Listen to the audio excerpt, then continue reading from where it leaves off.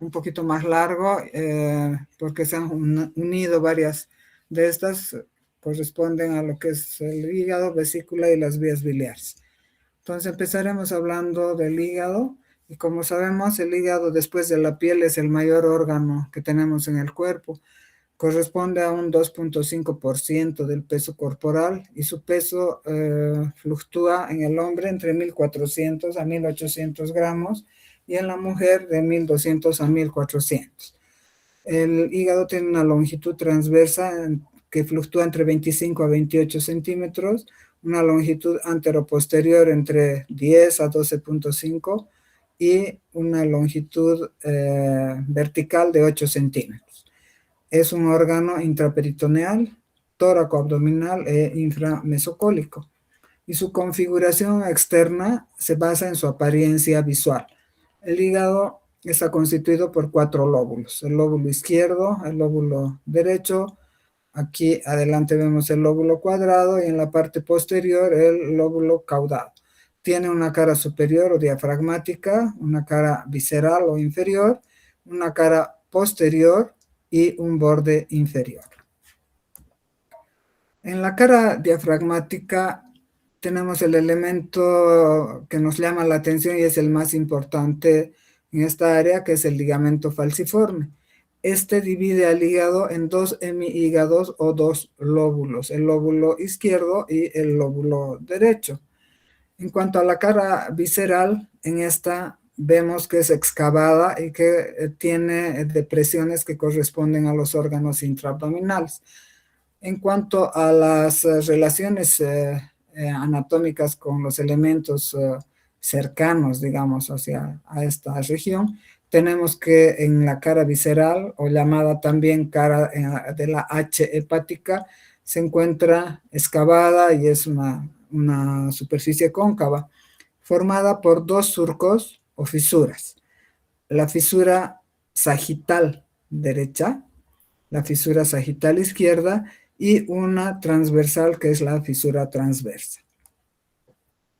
Las relaciones anatómicas de la fisura lateral derecha son 2 importantes. En la parte anterior, una depresión que corresponde a la fosa cística, donde se aloja la vesícula biliar, y en la parte posterior se encuentra el surco de la vena cava inferior. Ambas depresiones separadas por un trayecto de tejido hepático que corresponde al porta-hepatis o proceso caudado. En cuanto a la fisura sagital izquierda, esta es continua. En la parte anterior tenemos al ligamento redondo. Este es un vestigio embrionario de la vena umbilical, y en la parte posterior tenemos al surco del ligamento venoso. También es un resto embrionario del conducto venoso de Arancio. La fisura transversa es uno de los elementos más importantes que tenemos en la anatomía hepática, y esta se conoce también como hilio hepático o porta hepatis. Esta tiene una longitud de 6 a 7 centímetros y un ancho de 1.5 centímetros.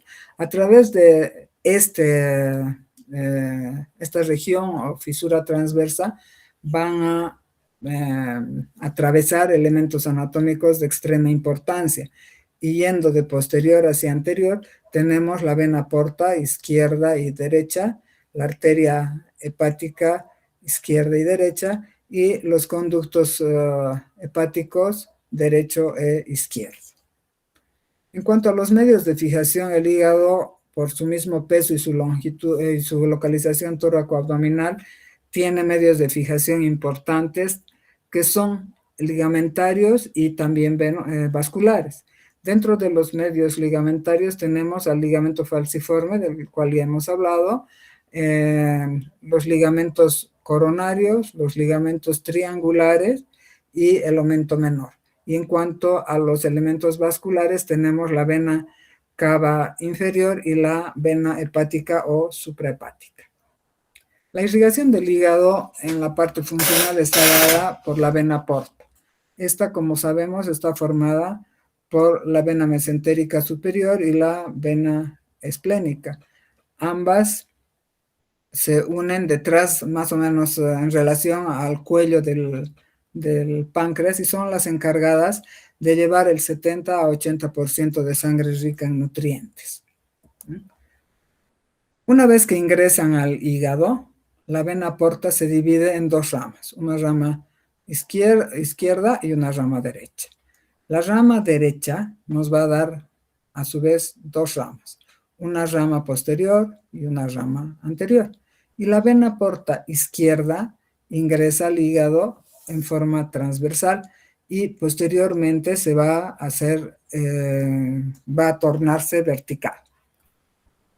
La arteria hepática es la irrigación nutricia del hígado, ¿no? La arteria hepática nace del tronco celíaco y nos va a dar dos ramas, ¿no?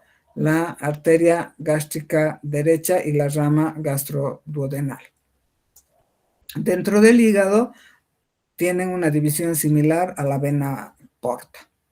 En cuanto al drenaje venoso, la sangre del hígado se drena a través de a la circulación general, a través de las venas hepáticas o suprahepáticas que van a drenar a la vena cava inferior. Las venas hepáticas o suprahepáticas, una vez que ingresan al hígado, se van a conformar en tres ramas. Una rama derecha, una rama izquierda y una rama media, que es la unión de ramas pequeñas tanto del drenaje derecho como del izquierdo. La vena hepática derecha va a drenar sectores anteriores y posteriores del hemihígado o lóbulo derecho. Y la rama izquierda, los sectores mediales y laterales del lóbulo izquierdo. Y como les decía, en el centro la rama hepática media, que es la que va a irrigar la parte media del hígado, ¿no? Y aquí es la misma representación. Rama hepática derecha, rama hepática izquierda y la rama hepática media. El drenaje linfático es muy vasto en el hígado y este va a drenar a varias cadenas ganglionares, ¿no?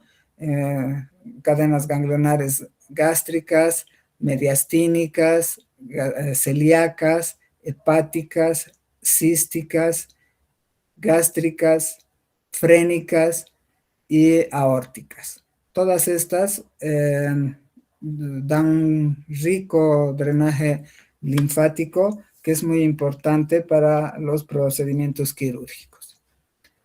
En cuanto al ligamento falciforme, ya hablando dentro de lo que es la anatomía quirúrgica, inicialmente en los albores de la cirugía hepática se utilizaba, pero se ha visto que al ser una referencia anatómica muy simple, nos da una relación anatómica incorrecta, porque solamente nos permite dividir al hígado en dos lóbulos, ¿no?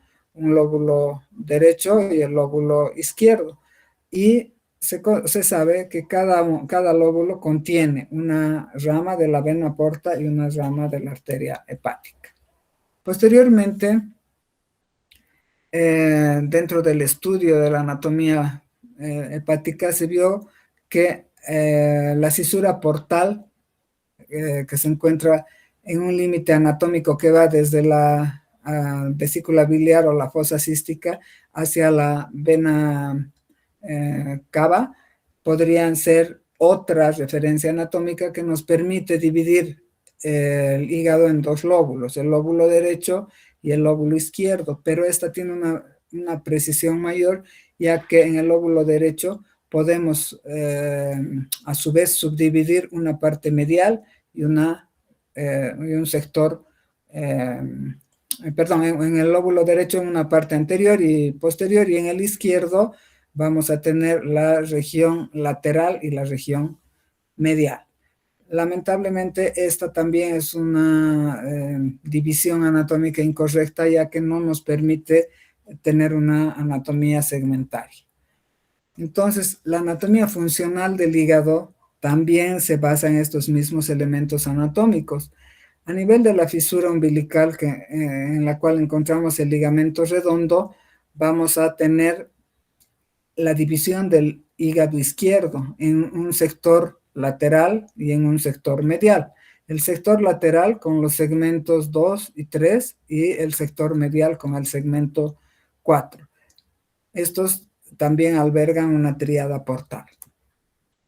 La cisura principal que contiene la vena hepática media, como ya les dije, desde la fosa cística o vesícula biliar en la región anterior hasta la vena cava en la región posterior, va a dividir con mayor precisión al hígado en dos semihígados.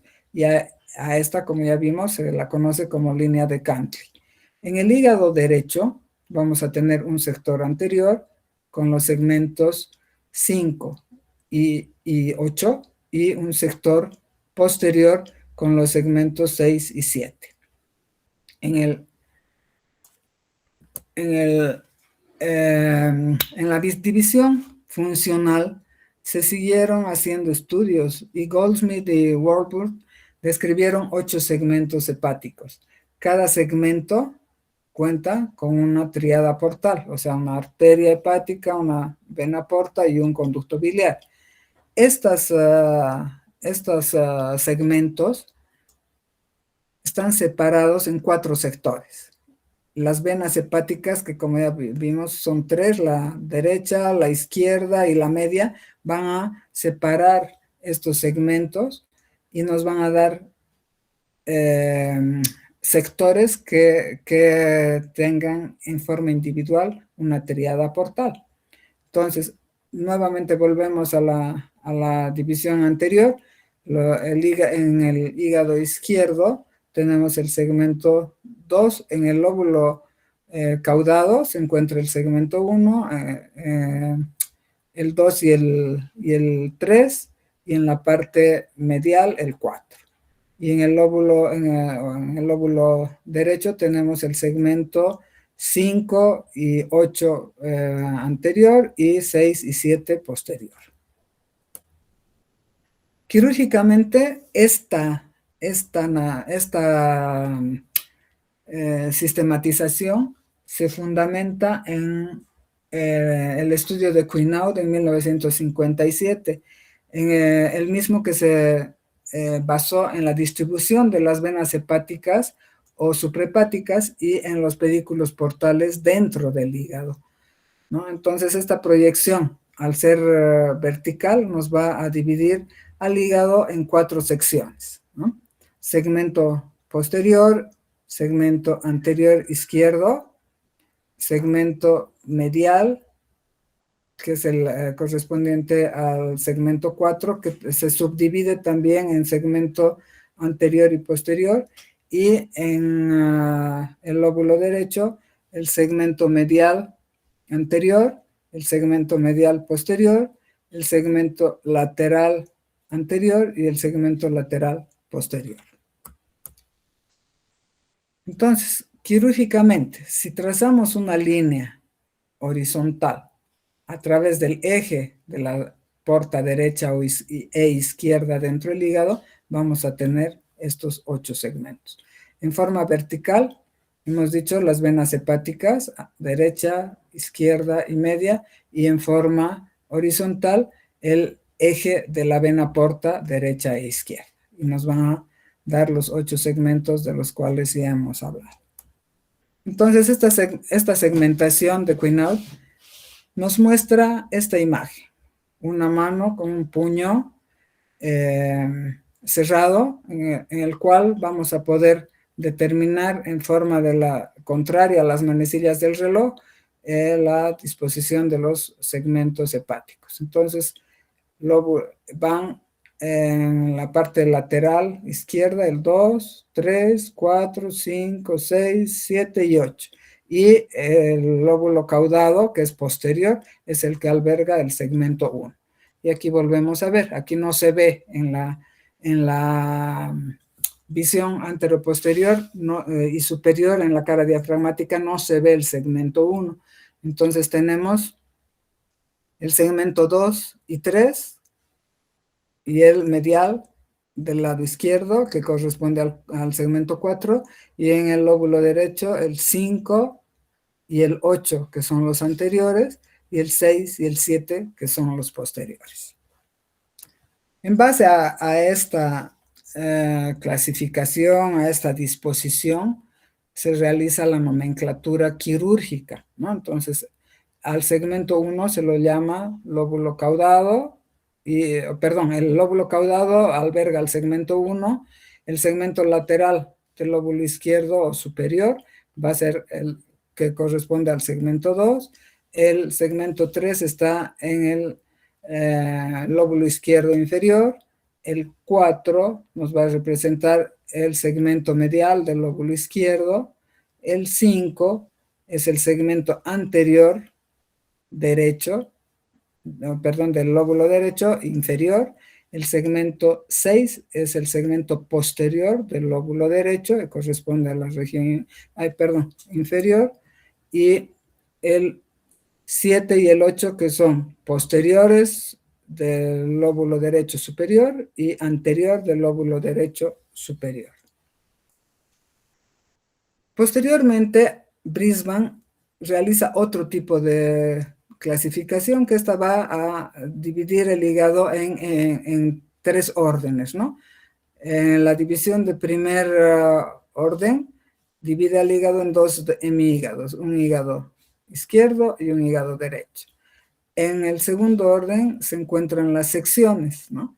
Las secciones derechas, posteriores y anteriores, y las izquierdas, mediales y laterales. Y la división de tercer orden nos va a dividir al hígado por segmentos. Esto es con el fin de realizar cirugías más precisas, con menos morbilidad y mortalidad, y en esto se basan los tipos de resección hepática, ¿no? Entonces puede haber una hepatectomía izquierda, una hepatectomía derecha, o una lobectomía, cuando solamente se va a utilizar un lóbulo, sacrificándose en forma más segmentaria, si se quiere decir así. Entonces puede ser lobectomía izquierda o derecha, y las segmentectomías, que pueden ser de un segmento o dos segmentos. Entonces, en base a todo esto, tenemos que definir cuáles son las bases quirúrgicas para una adecuada resección hepática. Entonces, primero, el acceso debe ser mínimamente invasivo o laparoscópico, o una laparotomía amplia. Se debe realizar una amplia movilización del hígado, seccionando completamente todos sus ligamentos de fijación. El pedículo debe ser disecado con o sin maniobra de Pringle, que es la compresión de la arteria hepática y la vena porta en el ligamento, en el aumento menor, cuando es necesario complementar con una colecistectomía. En algunos casos se debe realizar transección del parénquima hepático utilizando algún método electrónico de coagulación, como el electrobisturí o el LigaSure, y se debe hacer una ligadura adecuada de los elementos vasculares y biliares que acompañan a la línea de sección. Para realizar estas cirugías, las vías que tenemos son la percutánea, la laparotómica o la laparoscópica.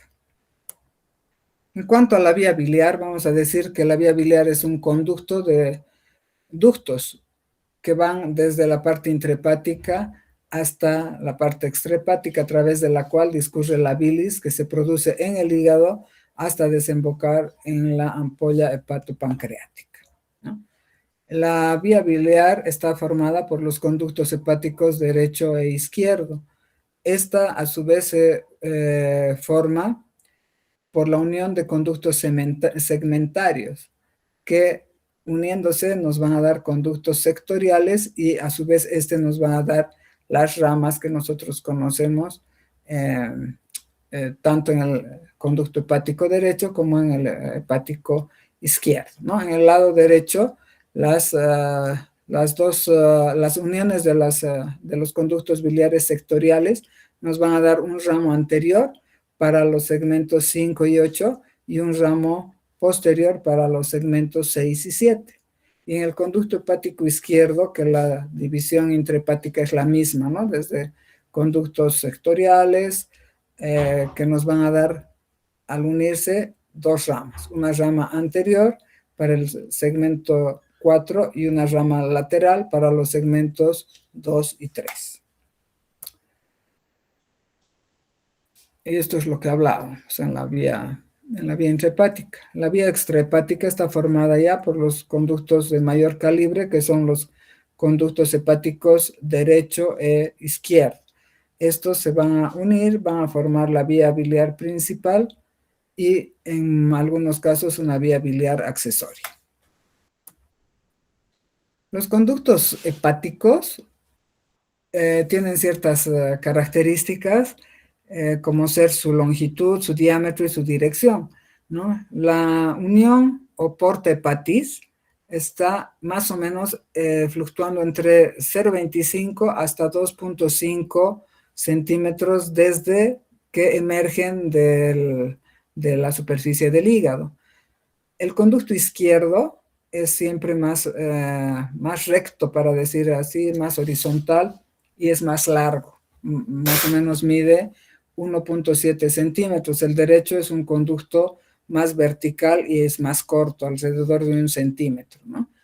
Estos, al unirse, nos van a formar el conducto hepático común, que tiene una longitud entre 1,5 a 3,5 centímetros y se va a unir con el conducto cístico para formar el conducto colédoco. El cístico más o menos tiene un diámetro de 3 milímetros y una longitud que puede variar entre 2 hasta 5 centímetros.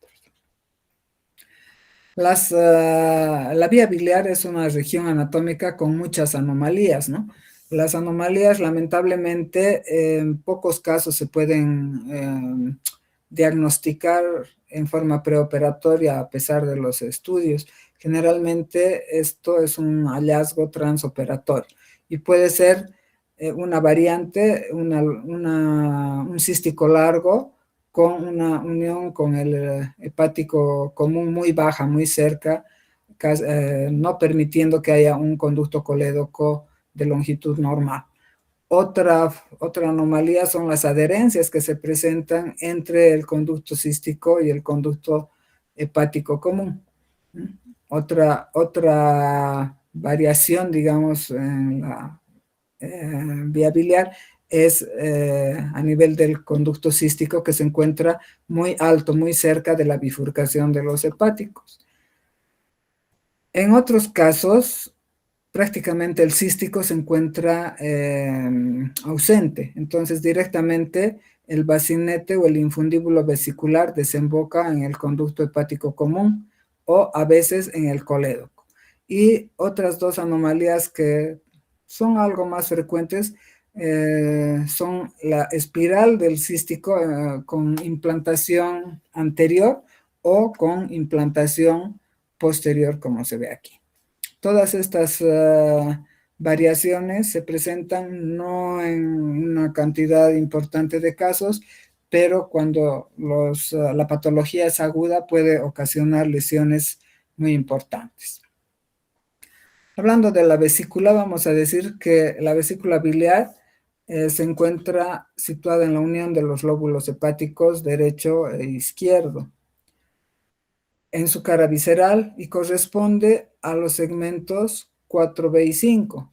La superficie de la vesícula está unida al hígado por tejido conjuntivo de la cápsula hepática y la superficie no hepática y el fondo están solamente recubiertas por peritoneo.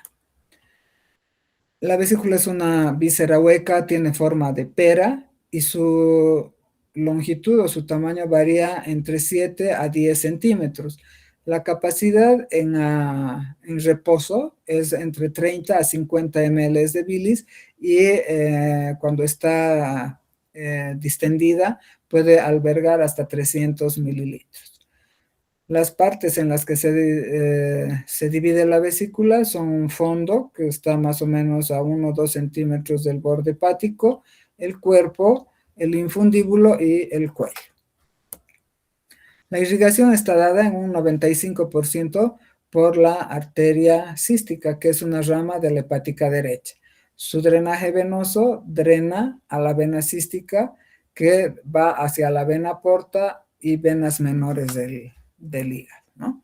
La inervación de la vesícula está dada por el nervio vago y ramas simpáticas y celíacas del plexo celíaco.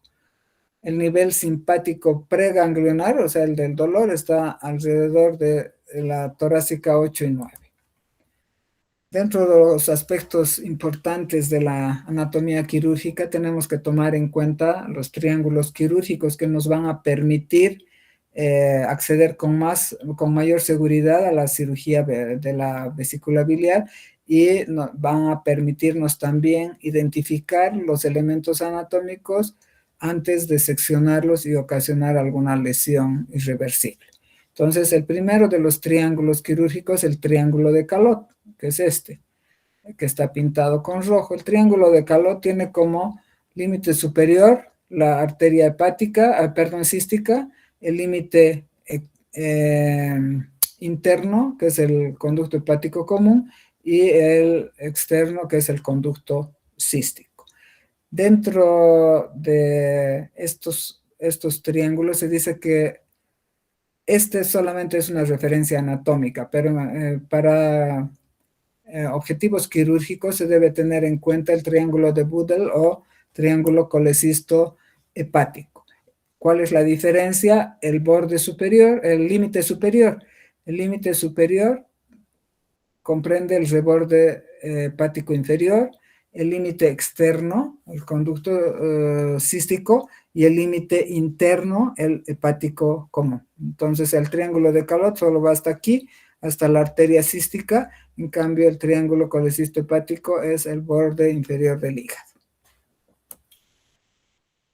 Hablando de la cirugía de vesícula biliar, vamos a definir qué es una colecistectomía. La palabra colecistectomía tiene su sufijo, que es ectomía, que quiere decir ablación o exéresis, y su prefijo colecisto, que se refiere a bolsa o vesícula biliar. Entonces, como definición, tenemos que la colecistectomía es la extirpación quirúrgica de la vesícula biliar. ¿En qué casos está indicado? Cuando hay litiasis, tumores o traumas vesiculares. Así como tiene indicaciones, las contraindicaciones para esta cirugía pueden ser absolutas y relativas. Las contraindicaciones absolutas, y la primera es el del desconocimiento de la técnica. O sea, el que no sabe cómo se opera no debe operar, porque esa hace una contraindicación absoluta. Otra contraindicación absoluta es la negación o negativa del paciente, la intolerancia a la anestesia general, sobre todo cuando se pretende realizar colecistectomías laparoscópicas, coagulopatías refractarias o cáncer avanzado de vesícula biliar. Dentro de las contraindicaciones relativas tenemos cirugías previas de abdomen superior, peritonitis generalizada, patologías como la colangitis, cirrosis hepática, hipertensión o enfermedad pulmonar obstructiva crónica, las fístulas colecistoentéricas, obesidad mórbida y embarazo. Todo esto es relativo porque de acuerdo a la experiencia del equipo quirúrgico se va a poder realizar. Las técnicas para realizar esta cirugía pueden ser la técnica convencional o abierta, la laparoscópica o de invasión mínima, la técnica de Seals, la técnica de Notes y la cirugía robótica. En cuanto a la cirugía convencional, está indicada en casos de inflamación intensa, tanto de la vesícula como de estructuras adyacentes, cuando no se puede identificar adecuadamente y con seguridad los elementos anatómicos, la intolerancia a la anestesia general, en casos en los que se debe realizar una laparotomía para otra situación, y en caso de insuficiencia o deficiencia de la infraestructura y el equipo quirúrgico. Entonces, para abordar una colecistectomía abierta tenemos varias incisiones. La incisión media supraumbilical, la incisión paramedia supraumbilical o la incisión subcostal derecha o incisión de Kocher. El abordaje se puede hacer con una laparotomía media cuando haya sospecha de patología abdominal concomitante, o sea, otras enfermedades, otros cuadros quirúrgicos junto con el de la vesícula, o pacientes muy delgados con el ángulo costal muy cerrado. La incisión subcostal derecha es la incisión preferida por excelencia, ya que nos brinda una exposición óptima no solo de la vesícula, sino también del hígado y de la vía biliar, y tiene la facilidad de poderse extender tanto en sentido cefálico como en sentido caudal. Las técnicas para realizar una colecistectomía pueden ser la técnica anterógrada, la técnica retrógrada y la técnica mixta. Empecemos por la anterógrada, que quiere decir que la cirugía se va a empezar en el fondo de la vesícula y va a llegar hasta el pedículo hepático o cuello. Entonces se expone la vesícula separando el hígado con separadores, se tracciona el fondo de la vesícula. Esto nos va a permitir separar y traccionar adecuadamente para que se rectifiquen los elementos vasculares, ¿no? Entonces se pone un separador en el fondo, el segundo separador levanta el hígado, el tercero nos va a separar el estómago y el cuarto nos va a separar los intestinos. De esta manera el campo quirúrgico queda con una buena visualización. Posteriormente se empieza la liberación de la vesícula, que como ya dijimos en la técnica anterógrada, va desde el fondo hasta el cuello. Y esta se lo puede realizar con electrocoagulación, separando o despegando la vesícula de su lecho. Una vez separada la vesícula o desperitonizada, se empieza a realizar lo que es el manejo de los elementos vasculares. Esta técnica, al iniciar la desperitonización sin haber ligado la arteria, es más sangrante, pero cuando esta área en casos agudos se encuentra muy inflamada, es más segura y es más factible. La técnica retrógrada es a la inversa, o sea, va del cuello al fondo. Entonces, la separación es la misma en ambos tipos de técnica y se debe realizar un despegamiento cuidadoso, pero empezando del cuello, o sea, en la región donde está el pedículo hepático. Esta técnica es de menor sangrado, pero en casos muy agudos conlleva mayores riesgos. Entonces, igual, una vez que hemos separado, empezamos liberando el peritoneo de la región del infundíbulo o del cuello vesicular para visualizar e identificar los elementos que vienen a ser la arteria y el conducto cístico. Entonces, aquí estamos exponiendo el pedículo hepático y liberando el peritoneo. Este es el cuello de la vesícula, este es el cuerpo y aquí viene a estar el fondo, ¿no? Entonces, una vez de que se abre una ventana del peritoneo, se empieza a identificar, a visualizar los elementos que son la arteria y el conducto cístico. Y se empieza, una vez individualizados, el tratamiento en sí. Entonces, así es como vamos a identificar el cuello de la vesícula. Inmediatamente pegado al cuello es donde debemos realizar las maniobras de prensión y sección. No debemos acercarnos ni hacerlo dejando un muñón largo, porque tenemos el riesgo de lesionar la vía biliar o las estructuras vasculares. Entonces, este es el esquema y aquí está la cirugía, ¿no? Entonces tenemos que tratar de realizar lo más pegado al al infundíbulo o al cuello vesicular. Entonces, aquí ya vemos cómo está pinzado primero el conducto cístico, se prensa en medio de dos pinzas y se secciona a mitad, colocan una ligadura distal y una ligadura proximal. De la misma manera se realiza el pinzamiento y la sección de la arteria cística. Siempre antes de, aquí ya estamos de peritoneo, bueno, antes de eso. Siempre al realizar esta cirugía y antes de seccionar los elementos, uno tiene que estar absolutamente seguro que se trata de la arteria y del conducto cístico. Y recién, una vez que estamos seguros, recién se procede a la sección.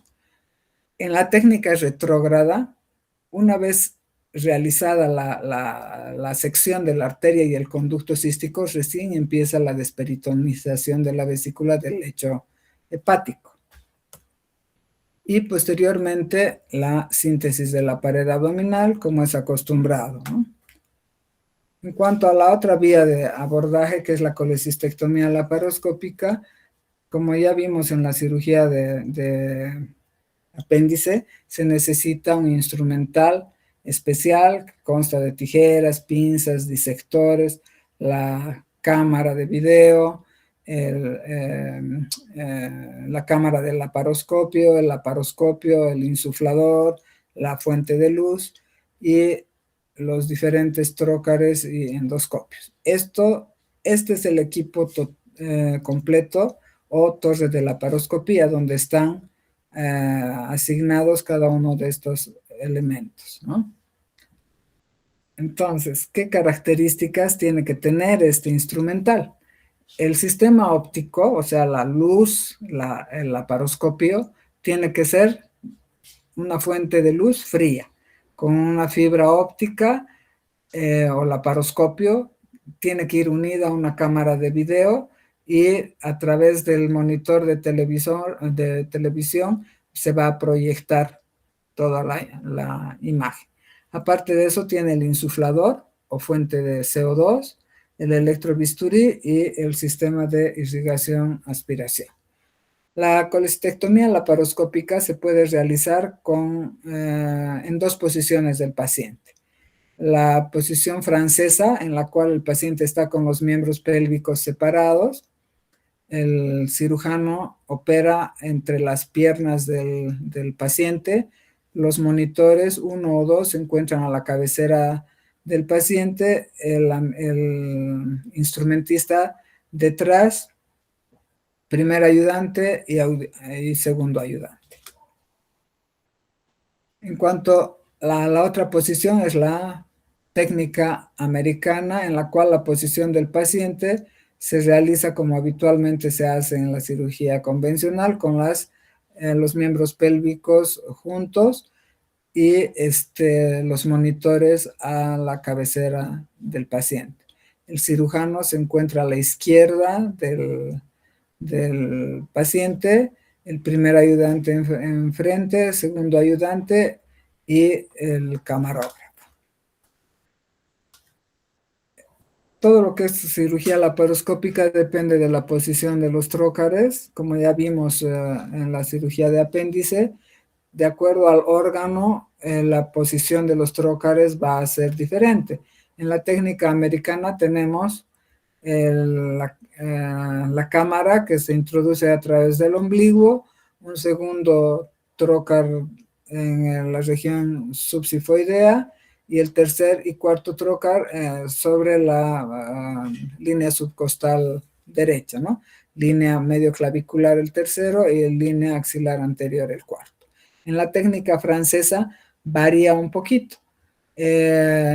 Igual, la cámara o el laparoscopio va a ingresar en un trócar de 12 a través del ombligo, en la región subsifoidea otro trócar de 12 y lo que varía es la colocación de este tercer y cuarto trócar de 5 milímetros que se colocan en la región paramediana, supraumbilical a unos 5 centímetros y el cuarto trocar se coloca en la línea axilar anterior, derecha.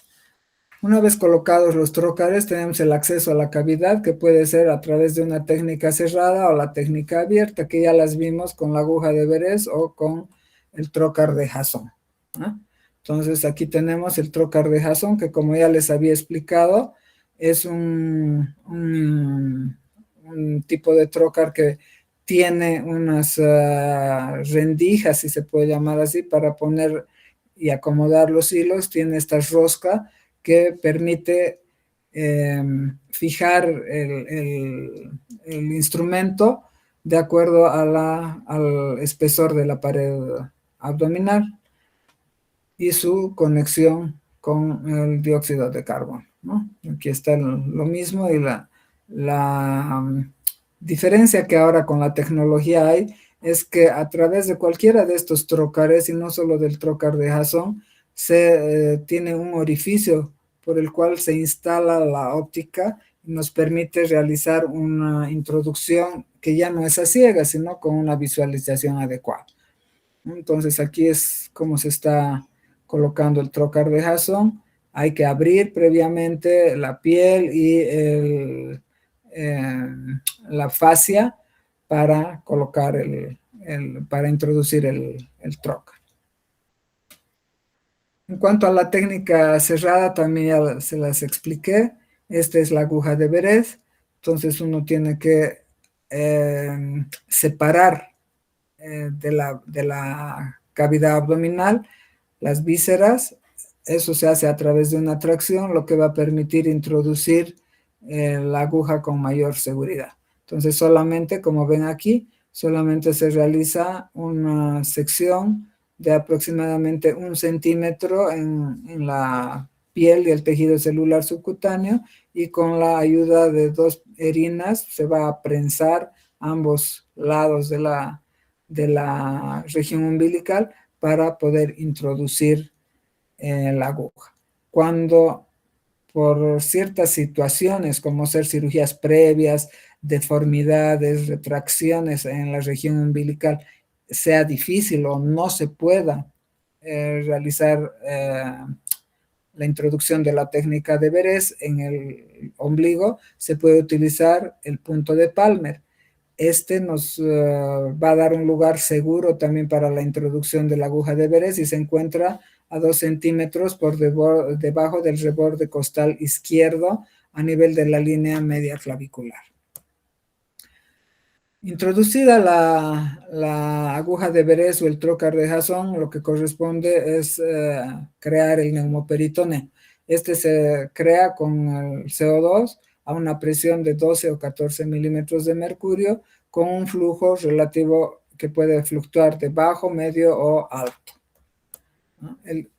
¿Por qué se usa el dióxido de carbono? Tiene ciertas ventajas. Es un gas incoloro, no es combustible, es barato, es muy soluble en sangre y agua, se metaboliza rápidamente por la vía respiratoria y se absorbe rápidamente por los tejidos.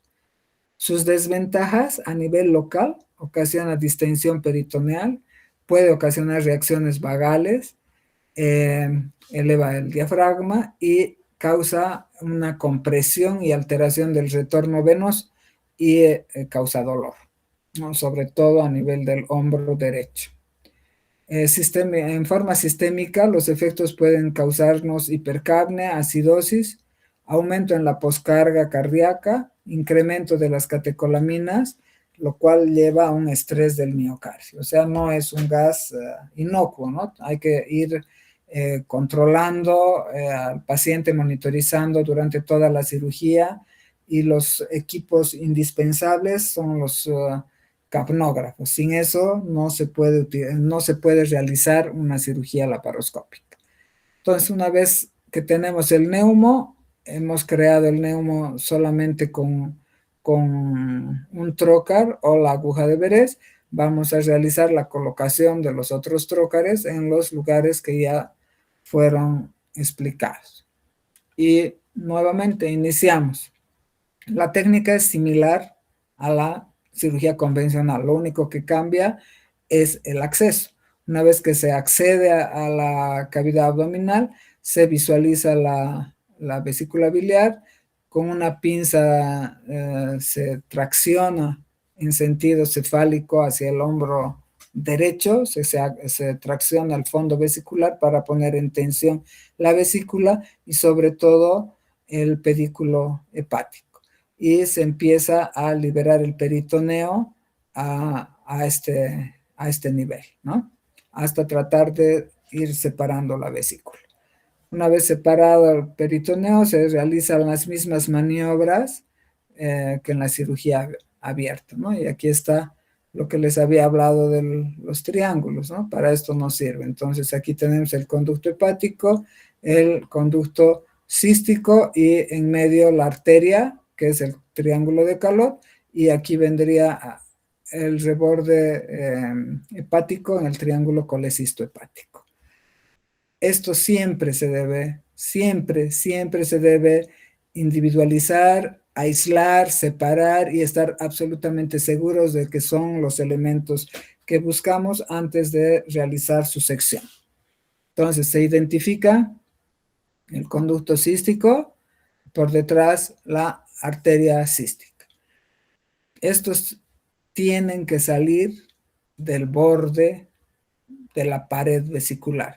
Si no tenemos esta visualización, no tenemos autorización, podría ser así, de seccionar.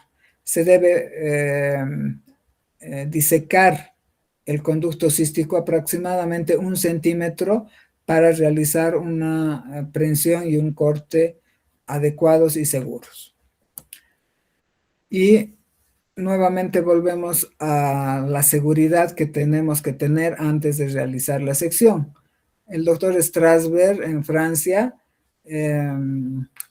nos enseñó que tenemos que realizar lo que se llama la visión crítica de seguridad, que es la apertura del peritoneo en el infundíbulo vesicular para ver adecuadamente el conducto cístico y la arteria.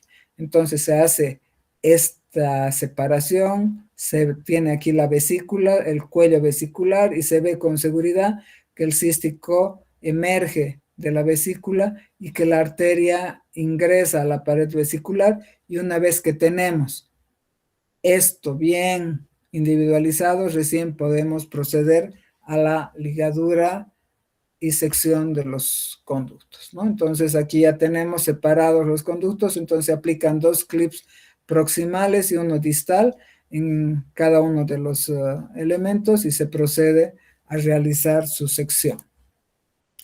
Una vez manejado el pedículo vascular, se procede a la desperitonización del lecho vesicular con electrobisturí en forma completa y cuidando siempre de tener una adecuada hemostasia. Entonces aquí vemos en esta imagen, aquí están los clips de los elementos vasculares y la desperitonización ya de toda la vesícula del lecho hepático.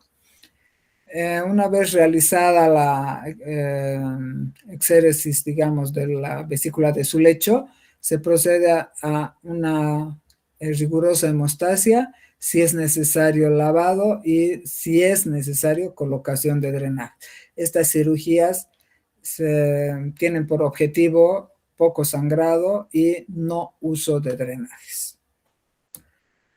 Y nos resta el retiro de la vesícula. Esta se debe retirar introducida en una bolsa.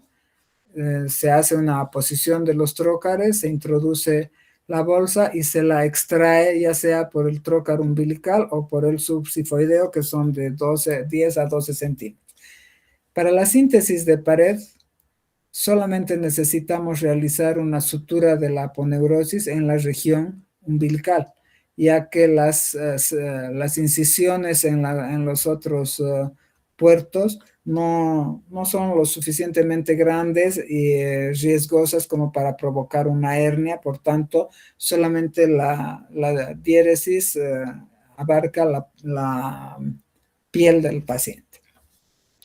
Otras técnicas para la colecistectomía es la técnica de puerto único, que es también una técnica laparoscópica, pero como ven aquí este instrumento, que es el puerto único, tiene en un solo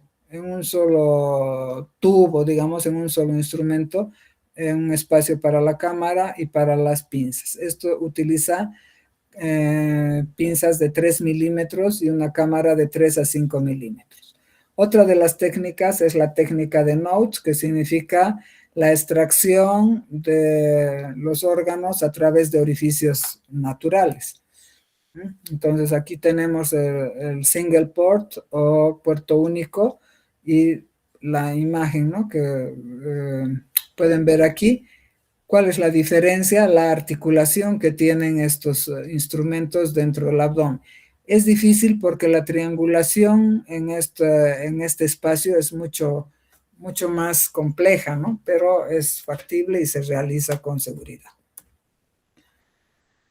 Ahora, ¿qué diferencias encontramos? El SILS, o sea, el puerto único, y la ColeLab son los instrumentos, ¿no? Como les decía, en el puerto único los instrumentos están muy próximos, es difícil de triangularlos, la óptica es de 5 milímetros y en este espacio tan reducido se pierde el sentido de profundidad. En la cirugía transluminal por orificios naturales, o sea, el NOTE, ¿qué es lo que se hace? A través de la vagina se introduce todo el armamentario para hacer la colecistectomía. También se está intentando realizar a través del estómago, ¿no?